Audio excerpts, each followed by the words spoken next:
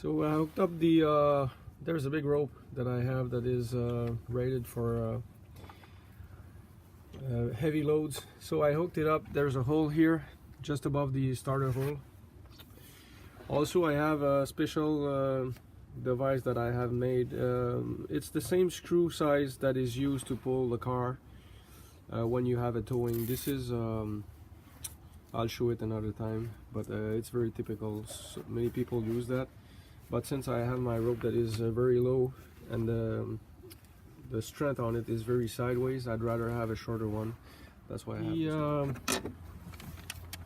the special bolt you have to hook up the engine and pull it up is this one here. As already has been mentioned a couple of times by other people, that can be screwed right beside the oil filter housing for the engine. I put all of the wire aside. The whole thing holding the engine is this engine support right there, and the other one right here. And for the balance, there is the floor jack underneath with the wood piece. The car is a bit high right now because it's on ramps, 4 ramps. I'm gonna have to lower the car, so I'm gonna use a lifting device to support the engine, and I'm gonna be able then to remove the floor jack that support the front end of the engine underneath.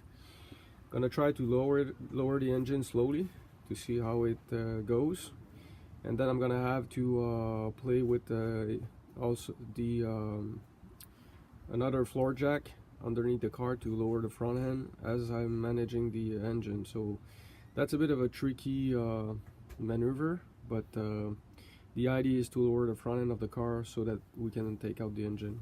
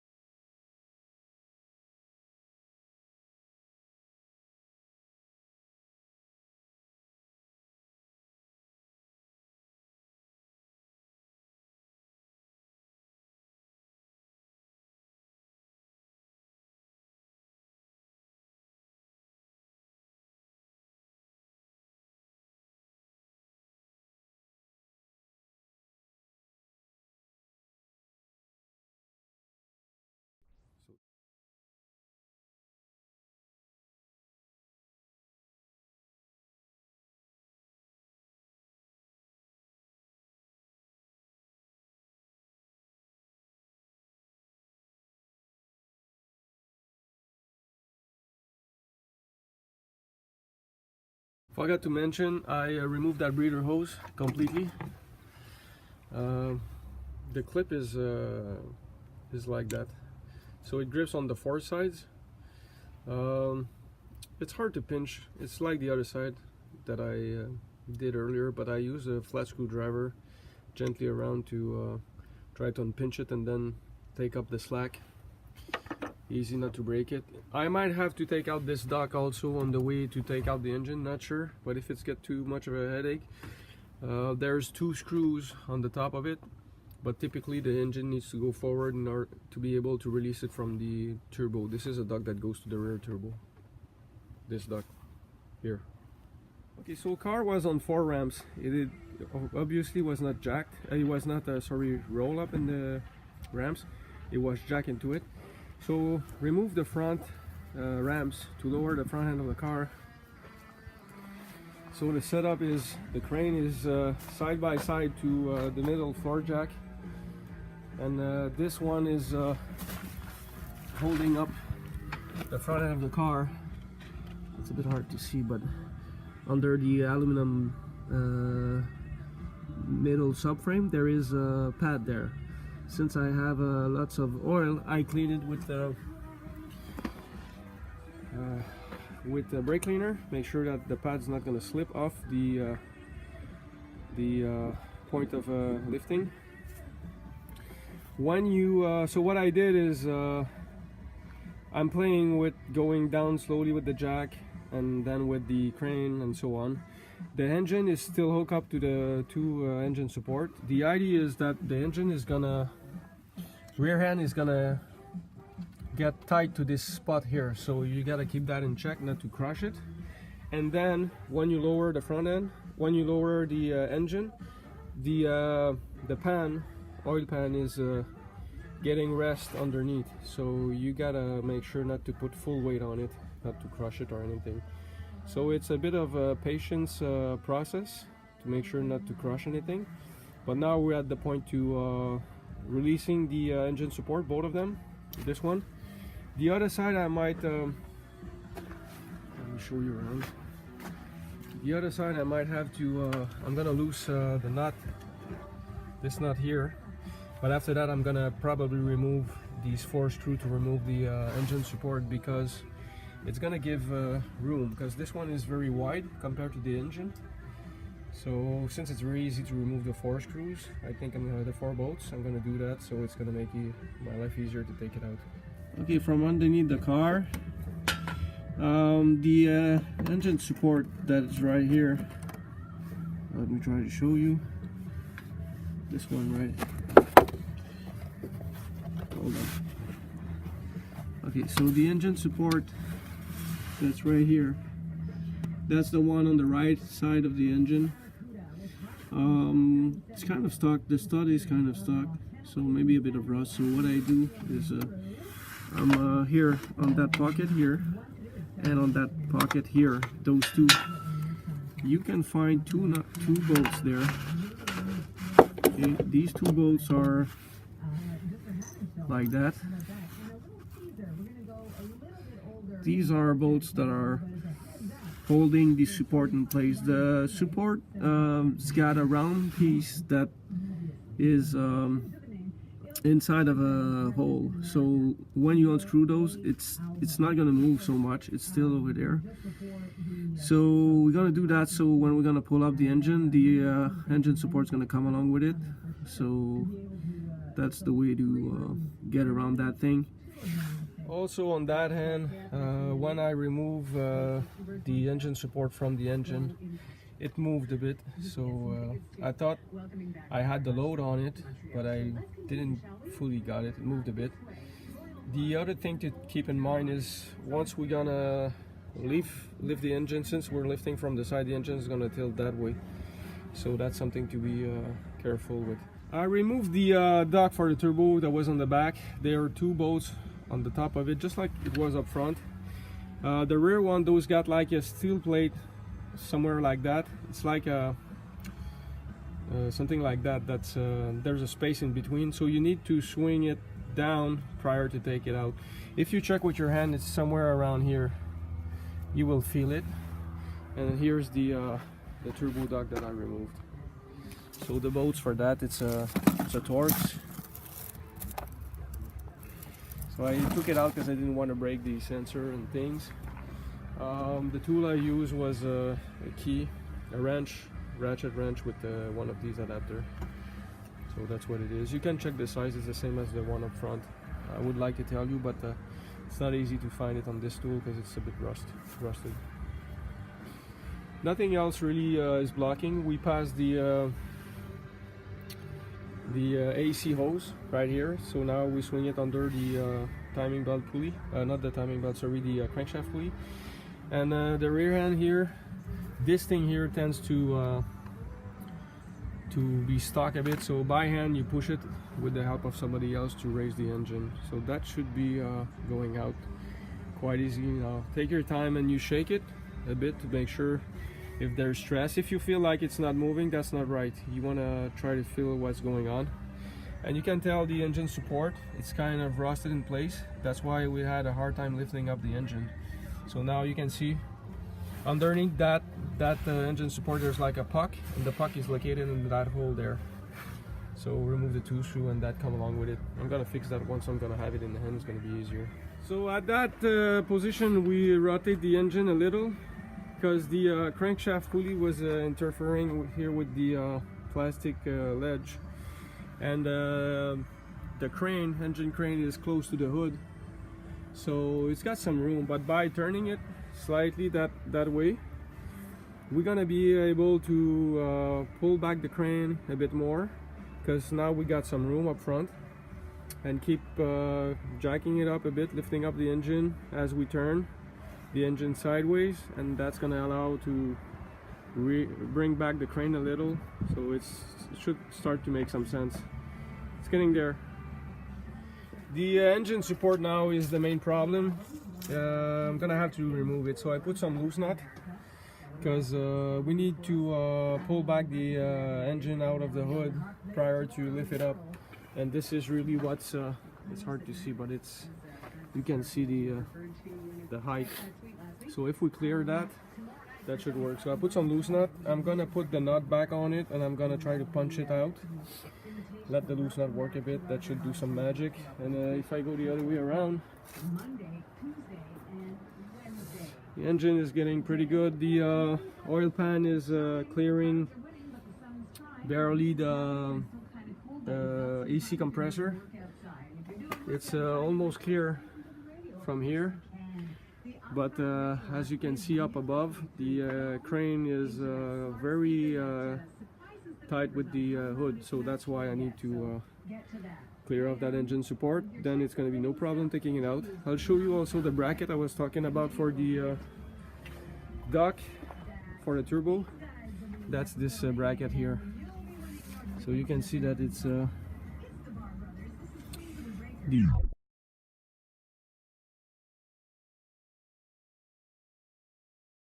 it was like here, and it clamps with this around this turbo here on the rear end, so it's going all here, and you got the two screws high above there that were holding it. So almost there. It's that should be the final move prior to take it out fully.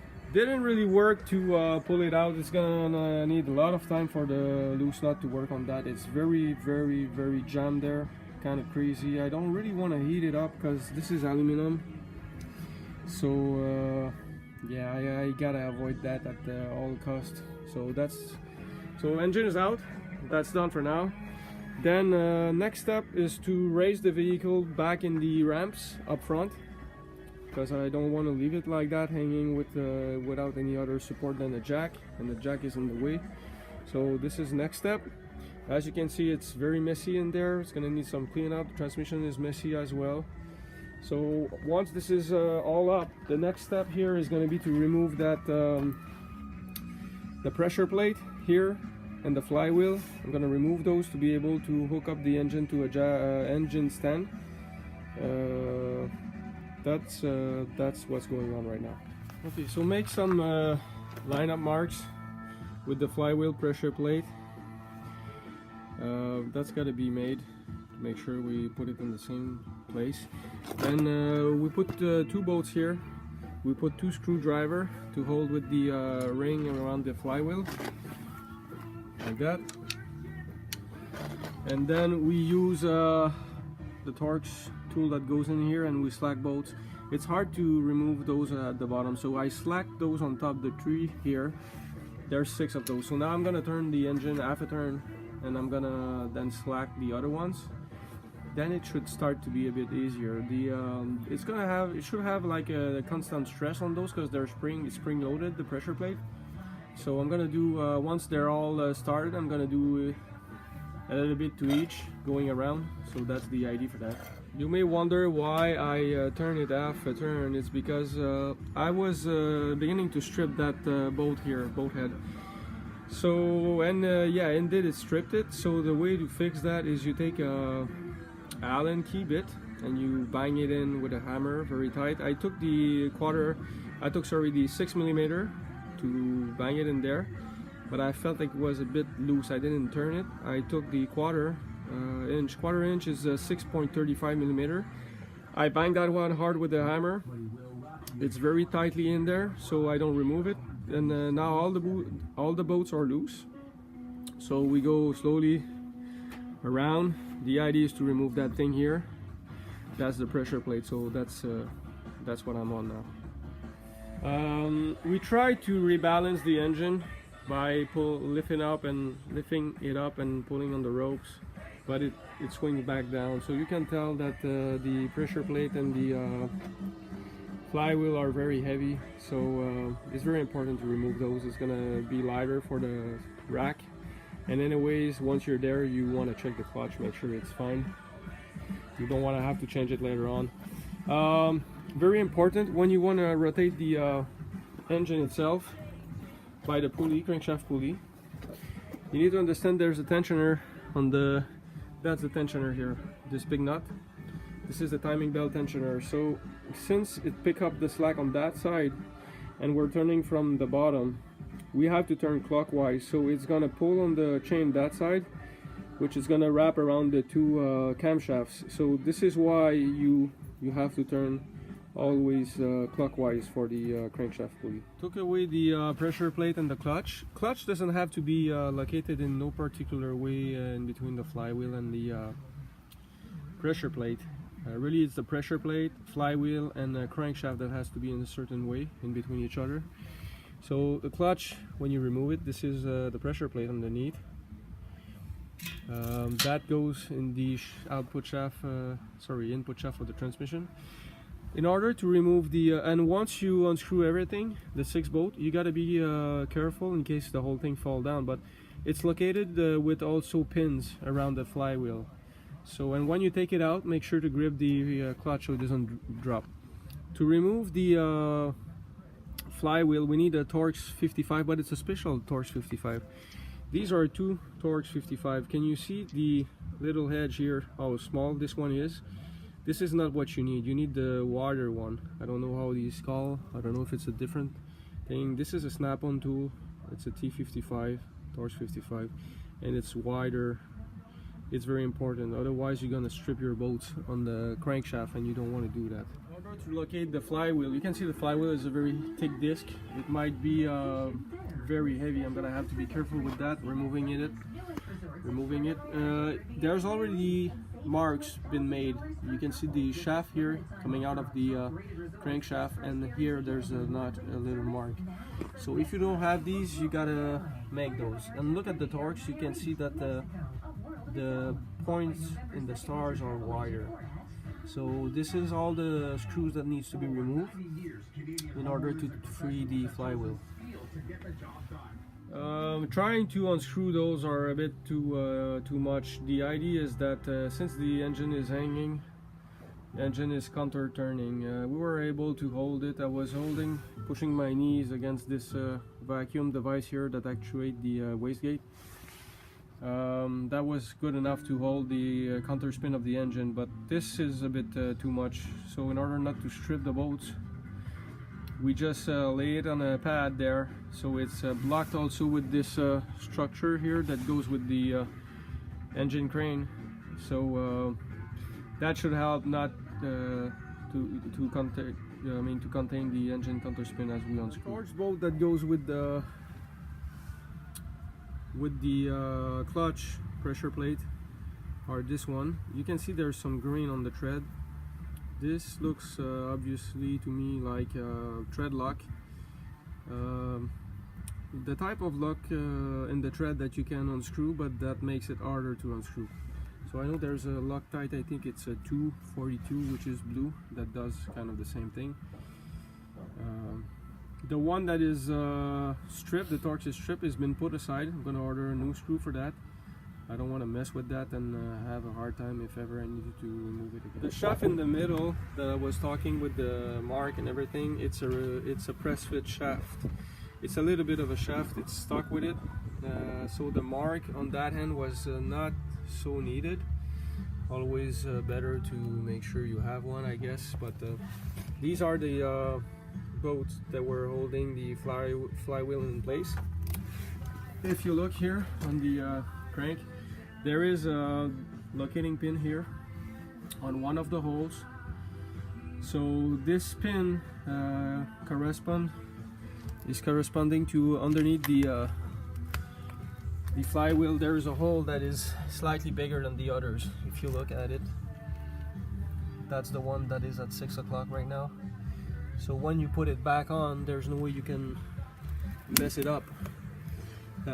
This is a device that is balanced with the pressure plate. This is why these has to be put right at the right place in between each other, and also with the crank. So that's what it is. Now that this has been removed, the engine can be balanced and it's holding right. We can put it straight and it's working. So now it's the time to put the engine on the engine rack. It's the transmission side of it that's going to be hold to the rack. Okay, so finally the engine is out, is sitting on his engine rack. One thing obvious is when you want to hook it up, you want to make sure that you hook it up above the split line. Hard to see, but there's a split line with the crankshaft, because when we're gonna split it, it's right here. You can see here, we can see the split line. So we gotta take the bolts that are above, because we're gonna remove this lower part eventually to go away with the, so we're gonna be able to remove the crankshaft. I put washer here because I don't want these steel tube to give too much of a stress on the aluminum and make some dent or marks in it that's going to be permanent.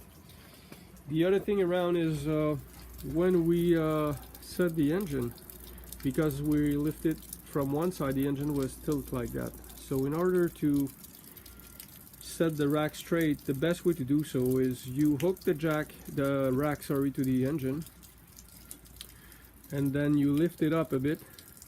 You set your rack. Your rack is basically hanging with the engine, and then you pin it so it gets straight, and then you use the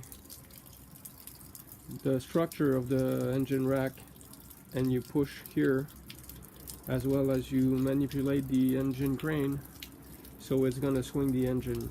It's easier to use that all leverage here than to try to use your own strength and try to use that to spin it. Also, I forgot to mention the bolts that I put here. They are M12 by 1.75. Your length might varies from mine, but my length is 80 millimeter, according with that rack. Yeah, I think that's what it is. Also, I like to keep the engine crane at the beginning, just in case. I mean, the engine rack is good enough. The engine weight is supposed to be around 450 pounds. This engine rack is rated to 750, but we never know. So that's what it looks like. This engine support is pretty jam, pretty jam. Loose nut seems to not work with it. I don't want to use flame here to warm this thing up to try to free it from the rust. This is aluminum, and when you warm up aluminum too much, it loses all of its mechanical strength. So there's no point for that. I mean, I can just remove the engine support. It's not gonna change anything. It's just gonna be more solid, let's put it this way. So when I'm gonna remove and clean the engine block, I'm just gonna remove it, and it doesn't matter if it comes along or it stays stuck.